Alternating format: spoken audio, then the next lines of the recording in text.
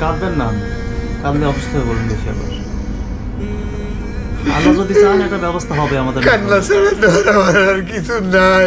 খুব কষ্ট হচ্ছে, খুব কষ্ট পাচ্ছি আমি, খুব কষ্ট পাচ্ছি। রেডিয়েশন দেওয়ার পরে আরো কষ্ট বেড়ে গেছে। সে মানে যন্ত্রণা, ব্যথা যখন শুরু হচ্ছে তখন থাকতে পারতেছে না। টাকা নাই, খেতে পারছি না, ওষুধ কিনতে পারছি না, চিকিৎসা হচ্ছে না।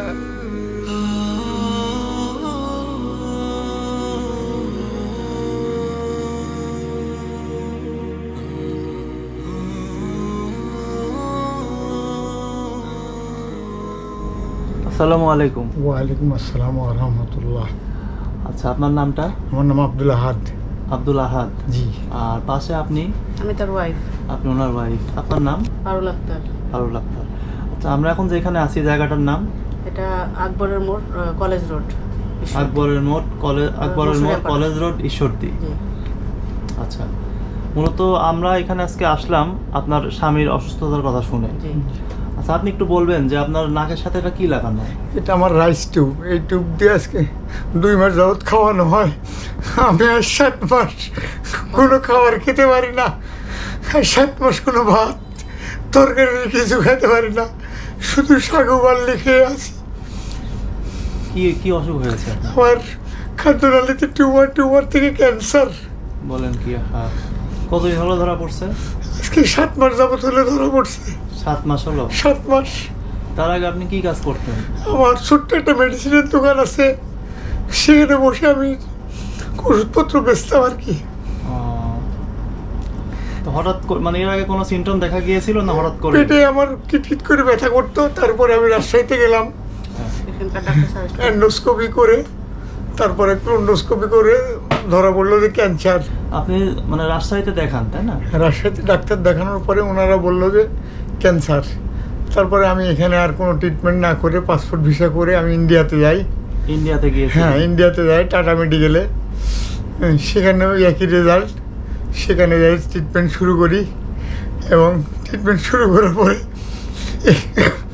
এই 5 মাসে আমার 5 মাসে যা ছিল আমার সর্বশেষ, আমার আর কিছুই নাই। আমার আর এরকম ট্রিটমেন্ট হওয়ার মতো কোনো অবস্থান নাই। আগামীতে আরও অনেক বড় খরচ, বড় ট্রিটমেন্ট আছে। এই মতো অবস্থায় আমার ছেলে মেয়ে কয়জন? আমার একটা ছেলে, একটা মেয়ে। মেয়ের বিয়ে হয়েছে, ছেলে পড়াশোনা করে। রোজগার করার মতো আসলে কেউ নাই ফ্যামিলিতে। মানে আপনার ইনকামের উপরে চলতো? আমার ইনকামের উপরে চলতো। তো এখন আপনার যে কন্ডিশন, ইন্ডিয়াতে টাটা মেডিকেল, ওখানে দেখাচ্ছেন? জি। ওখানে কি চিকিৎসা হচ্ছে? মানে অপারেশন হয়েছে না? ওখানে 4টা কেমো দেওয়া হয়েছে আর 25টা রেডিয়েশন দিয়েছে। দেওয়ার পর ডাক্তার বলছে যে 1 মাস পরে, রেস্টের পরে আমরা আসলে তারপর সার্জারির সিদ্ধান্ত নেব, এই কথা বলছে। এখন এই অবস্থায় তাকে রেডিয়েশন দেওয়ার পর অবস্থা খারাপ হয়ে যায়। ডাক্তার পরে তাড়াতাড়ি বললো যে আপনি নিয়ে যান, 1 মাস রেস্ট নিয়ে আবার আমাদের আগামী 21 তারিখে, এই মাসের 21 তারিখে আমাদের ওখানে যাওয়ার কথা। তারপর হয়তো অপারেশনের সিদ্ধান্ত তারপরে ওরা দিবে। অপারেশন করতে গেলে আসলে তো ওখানে যে পরিমাণ টাকা লাগবে, প্রায় 3-3.5 লাখ টাকা রুপি, মানে বাংলাদেশি টাকা প্রায় 5 লক্ষ টাকার মতো। সেই টাকা দেওয়ার মতো অ্যাবিলিটি বা অবস্থা আসলে আমাদের নাই। পরিস্থিতি খুব খারাপ, খুব খারাপ। মানে আপনাদের এই পর্যন্ত কত টাকা খরচ হয়েছে? প্রায় 5 লাখ টাকা শেষ হয়ে গেছে। মানে টেস্ট দিয়ে, কেমো দিয়ে, রেডিয়েশন দিয়ে 5 লক্ষ টাকা শেষ হয়ে গেছে। 5 মাসে 5 লক্ষ টাকা শেষ। কয়বার? 6 বার গেছে। 6 বার। মানে কেমো কমপ্লিট? কেমো কমপ্লিট, রেডিয়েশনও কমপ্লিট। রেডিয়েশনে 1,10,000 গেছে, কেমোতে প্রায় 1.5 লক্ষ গেছে, আর টেস্টে গেছে প্রায় 1.5 লাখ টাকার মতো, আর থাকা খাওয়া দিয়ে টোটাল 4-5 লাখ টাকা গেছে। এখন কি আপনারা মানে ডাক্তার কি কেমো দেওয়ার পরে চেক করছে যে? না, চেক এবার যাওয়ার পরে, করার পরে সিদ্ধান্ত দেবে সার্জারি। সার্জারি করতেই হবে? হ্যাঁ, বলছে। মানে পরে বা আগে এটার জন্য ওয়েট করতে? টিউমারটা অনেক বড় হয়ে গেছে তার, অলরেডি ডাক্তার বলছে যে 4 স্টেজে চলে গেছে। সেহেতু এখন আমরা কোনো অপারেশনে যেতে পারবো না, ওটাকে ছোট করব, করার পরে আমরা তারপর সার্জারিতে নেব। কি বলছে? এটা কি কিউরেবল? মানে এটা কি ভালো হবে? হ্যাঁ, বলছে সম্ভাবনা আছে। আচ্ছা, আসলে আমি বাঁচতে চাই, আমাকে আপনারা সবাই মিলে একটু সহযোগিতা করেন। আমি বাঁচতে চাই, আল্লাহ আমাকে কিছুদিন হায়ার ডান্স করুক, আমার ছেলেটা এখনো কোনো কিছু করে না, তো এখনো ধরেন আমি বড় অসহায়, আমার নিজের কোনো জায়গা জমি নাই, কোনো অবস্থা নাই, আমার পাশে কোনো মাটি নেই, জায়গাটা অন্য মানুষের জায়গা, চিকিৎসা করে অবস্থা নাই, যেখানে আছেন এটা অন্য মানুষের জায়গা, আমার কোনো জায়গা বসা নাই, কিচ্ছু নাই।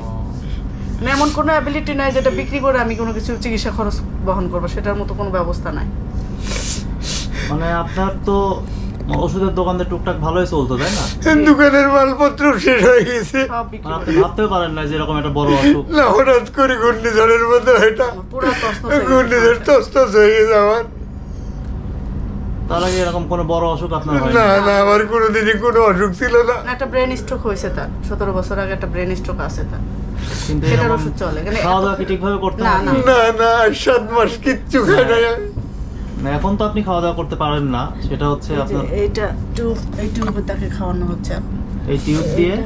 এখন এইভাবে আমি এখন খাচ্ছি। এটা কি গোলা? এটা সুজি, সুজি গলায় এই এর ভিতরে নাকে দিয়ে দিচ্ছে। নাকে দিয়ে ও, খাওয়া। ডালে দিয়ে দিয়ে খাচ্ছি। মানে এটা কয় মাস ধরে চলতেছে এরকম? এটা 2 মাস ধরে চলতেছে। সে 2 মাস? পুরো পানি মুখে দিতে পারে না। পানি হয় তার মুখে দিলে? মুখে দিলে পানি আটকে পানি যায়। উপর ওই দিয়ে বের টিউমারের হয়। কারণে, মানে টিউমারটা যে জায়গায় আছে সেই জায়গাটা থেকে পাস হয় না নিচের দিকে। খাদ্যনালী একবার ও পুরোটা মাঝে- ধরেই। হ্যাঁ, পুরাটা একদম মানে মিডিলে, যে জায়গায় আপনার মুখটা, সেই জায়গাটাই হলো টিউমারটা, যার কারণে পানি দিলেও পানিটা আটকে যায়, পাইপটা ব্লক হয়ে গেছে, ব্লক হয়ে গেছে। টিউমারে। ওই জন্য এই পাইপ দিয়ে এখন খাওয়ানো লাগতেছে। মানে অবস্থা এত খারাপ, শারীরিক অবস্থা, তার ওজন দেখতেই অলরেডি পাচ্ছি, হ্যাঁ। 68 কেজি ওজন, কিচ্ছু নাই শরীরে, কিচ্ছু নাই, মানে প্রায় 40 কেজি ওজন হয়ে গেছে। হ্যাঁ, দেখতেই পাচ্ছি। আসলে আল্লাহ পরীক্ষা, হঠাৎ করে এত বড় অসুখ দিলেন জি, আল্লাহ। আল্লাহ সে পাক সবার দিছে। মানুষের সবার হেল্প করতো, কিন্তু সে যে এরকম একটা অবস্থায় আসবে সে আসলে কোনোদিন আশা করেনি, সে কোনোদিন কেউই তো আশা ভাবতেও করে পারেনি। না। মানে মানুষের আমরা পারলে চেষ্টা করেছি উপকার করার, কিন্তু আজকে আমরা বিপদগ্রস্ত। এখন আপনাদের আর্থিক অবস্থা কি বলেন তো একটু? আমার এখন বর্তমান সংসার চালানোটাই কঠিন হয়ে গেছে। আমি যে ঠিক মতো বাজার করে তাকে পথ্য বা ওষুধ পানি খাওয়াবো, সেই অবস্থায় আমি ওষুধ ওখান থেকে প্রায় 5,000 টাকার ওষুধ কিনে নিয়ে আসছি, আবার ওষুধ কিনতে হবে, তাকে ওখান থেকে 2,500 টাকা একটা দুধ কিনে খাওয়াতে বলছে, সেটা আমি এক ট্রাম নিয়ে আসছি, আমি আর আনতে পারি নাই। ওখান থেকে জি, এখন আপনারা আবার কবে যাবেন ঠিক করে? আমরা 19 তারিখে 19 যাবো। তারিখে যাবো। এই মাসের এই মাসের 19 19 তারিখে যাবো। এইবার গিয়ে কি মানে সিদ্ধান্ত দিবে ওনারা, এবার গিয়ে চেক সিদ্ধান্ত দিয়ে দিবে যে সিদ্ধান্ত দিবে অপারেশনটা কি নাগাদ কি নাগাদ করবে, তাই করবে। তো? হ্যাঁ, হয়তো অপারেশনের যদি ডেট হয়, তারা ওনার মিনিমাম 15 থেকে 20 দিন সময় নেবে। মানে সিটি স্ক্যান ওরা এমআরআই করবে, এমআরআই করে দেখবে, দেখার পরে সবাই মিলে আমাকে, এমআরআই করে দেখার পরে সবাই মিলে একটু আমাকে হেল্প করে আমাকে বাঁচার মতো একটু তৌফিক দান রেডিয়েশনের পরে করে। টিউমারটা কোন অবস্থানে যায় পৌঁছালো, এটা এমআরআই না করে দেখবে 10 জন ওনারা। মিলে করলে আমি হয়তো আমাকে আমার জীবনটা ফিরে পাবো। আমার এই নিজের কোনো অপারেশনটা অবস্থান নাই। আপনার যে অপারেশনটা এখন বাকি আছে এটাতে প্রায় 5 লক্ষ টাকা দরকার। বাংলাদেশে সেখানে টাকা এখনো 5 লক্ষ 5 টাকা টাকা দরকার। রুপি, ইন্ডিয়া টাকা 3.5 লাখ টাকা 3.5 লক্ষ রুপি, রুপি, বাংলাদেশি টাকায় 5 লক্ষ 5 টাকা লক্ষ প্রায়। টাকা প্রায়। জি জি। তো আপনাদের কি বর্তমানে 1 লক্ষ টাকাও নেই জমা? না, না, আমাদের কাছে কাছে কোনো টাকাই না, আমি নেই। যে এবার যাবো 19 তারিখের ডেটে, সে টাকাটাও আমার কাছে নাই, যেটা আমাকে এখন কারো কাছ থেকে চেয়ে নিতে মানুষের হবে। সাহায্য সহযোগিতা নিয়ে যেতে হবে হয়তো।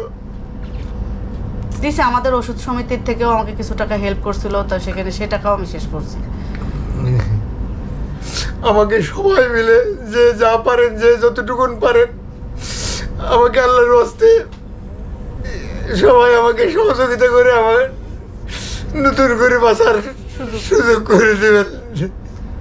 এবং আমার একটা সন্তান আছে। যদি বাঁচতে পারে একটু, আর কিছুদিন যদি থাকতে পারে। কারণ এমন একটা রোগ, যে রোগ থেকে বাঁচার আসলে কোনো রাস্তা নাই, চিকিৎসা করার ব্যবস্থা আছে কিন্তু ঘাতক রাস্তা- ব্যাধি, সবাই সহযোগিতা করলে 10-এর লাঠি 1-এর বোঝা। সেটা এখন আল্লাহর অনেক বড় একটা পরীক্ষার মধ্যে আপনারা আছেন এখন। জি জি এর থেকে উত্তরণের জন্য অনেক ধৈর্য দরকার, জি পাশাপাশি অর্থ দরকার। মূলত আল্লাহ যদি চান তাহলেই সুস্থ হওয়া সম্ভব। জি সম্ভব অনেকের কিন্তু কোটি কোটি টাকা আছে কিন্তু সুস্থ হচ্ছেন না, না। আর অনেকের টাকা নেই। তারপরে টাকারও দরকার, মানুষের টাকারও সহযোগিতারও দরকার, দরকার। কিন্তু- সবাই মিলে যাদের আছে, অর্থবিত্ত যাদের আছে, তারা যদি একটু একটু করে আমাকে সহযোগিতা করতেন, তাহলে আমি হয়তো আমার জীবনটা ফিরে পাইতাম। সেটাই, আপনার এখান থেকে অনেক কিছু শিক্ষা নেওয়ার আছে। যারা যারা ভিডিওটি দেখলেন, জি, অনেকেই জি। সামান্যতে নিজের জীবনটাকে শেষ করে দিচ্ছেন, কম বয়সে বা বেশি বয়সে সামান্যতে জীবনটাকে শেষ করে দিচ্ছেন ইচ্ছা করে। কিন্তু আপনার জীবন থেকে শিক্ষা নেওয়া উচিত যে মানুষ বাঁচার জন্য কতটা আকুতি, তাই না? তো আমি চাইবো যারা এই ভিডিওটি দেখলেন অবশ্যই অনেক বেশি পরিমাণে ভিডিওটা শেয়ার করবেন, আর এনার জীবন থেকে একটু শিক্ষা নেবেন যে আসলে মানুষের জীবন তাদের ঠুনকো নয়, অনেকেই নিজের জীবনটাকে অল্প কারণে শেষ করে দিচ্ছেন, আর অনেকেই লক্ষ লক্ষ কোটি কোটি টাকা খরচ করতেছেন জীবনটাকে একটা দিন বাঁচার জন্য, একটা দিন উপভোগ করার জন্য। তো আমি আশা রাখবো আপনারা অবশ্যই এই ভাইটির পাশে দাঁড়াবেন। আপনাদের অর্থে আল্লাহ যদি চান উনি আবারও সুস্থ হবেন, এই পরিবারের পাশে থাকবেন। জি, আমি আবারও বলছি আপনারা সবাই মিলে আমাকে একটু দয়া করেন, একটু সহযোগিতা করবেন। আমাকে সবাই মিলে দয়া করবেন, আমাকে দয়া করবেন।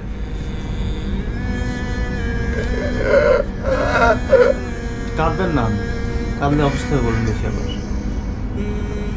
আল্লাহ যদি চান একটা ব্যবস্থা হবে আমাদের। কান্না ছাড়া ধর আমার আর কিছু নাই।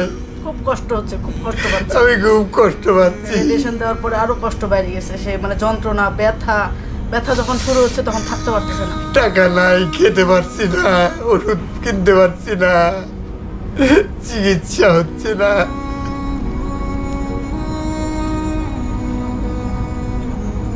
আমরা বারবার আপনাদের কাছে রিকোয়েস্ট করতেছি যে আপনারা অবশ্যই আপনার যা যতটুকু সামর্থ্য আছে প্লিজ এই ভাইটির পাশে দাঁড়ান।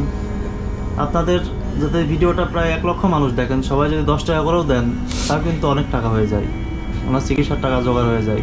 প্লিজ আপনারা যে যা পারেন আমাদের সাথে যোগাযোগ করে সহায়তা করতে পারেন। আমরা পরবর্তীতে সেগুলো সংগ্রহ করে ওনাদের হাতে তুলে দিয়ে যাব, এবং কে কত টাকা পাঠাবেন সেটা আমরা ওই ভিডিওতে উল্লেখ করব ইনশাল্লাহ। আর যার অর্থ দিয়ে সহায়তা করার মতো সামর্থ্য নেই, আপনারা আপনাদের আশেপাশের মানুষের সাথে ভিডিওটা শেয়ার করবেন যার অর্থ দিয়ে সহায়তা করার মতো সামর্থ্য আছে। আপনার একটি শেয়ারের ফলে এমনও হতে পারে যে ওনার চিকিৎসার পুরো টাকাটাই জোগাড় হয়ে গেল, তখন আপনি কিন্তু সমান সওয়াব পাবেন।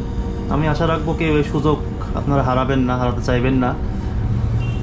তো আমরা চেষ্টা করে দেখি, আমরা তো চেষ্টা করলাম, বাদ বাকিটা আল্লাহর হাতে। জি ইনশাআল্লাহ, আল্লাহ যদি চান একটা ব্যবস্থা হবে। হ্যাঁ, আপনি সবাই আল্লাহ পাক সবার মনে আমার জন্য একটু ভেঙে পড়বেন তৌফিক না, দান ভিতর করুন। থেকে একটা শক্তি রাখেন। হ্যাঁ, ওটাই জি, মেইন, জি। মানসিক শক্তিটা রাখেন, ইনশাল্লাহ সুস্থ হয়ে যাবেন আপনি। হ্যাঁ, জি জি, আবার দেখা হবে ইনশাল্লাহ জি। সেদিন। সবাইকে আসসালামু আলাইকুম ওয়া রাহমাতুল্লাহ। আমার জন্য সবাই দোয়া করবেন এবং যে যা পারবেন একটু সহযোগিতা করবেন। আবার শেষবারের মতো বলে আমি এখানে বিদায় নিচ্ছি। আসসালামু আসসালামু আলাইকুম। আলাইকুম।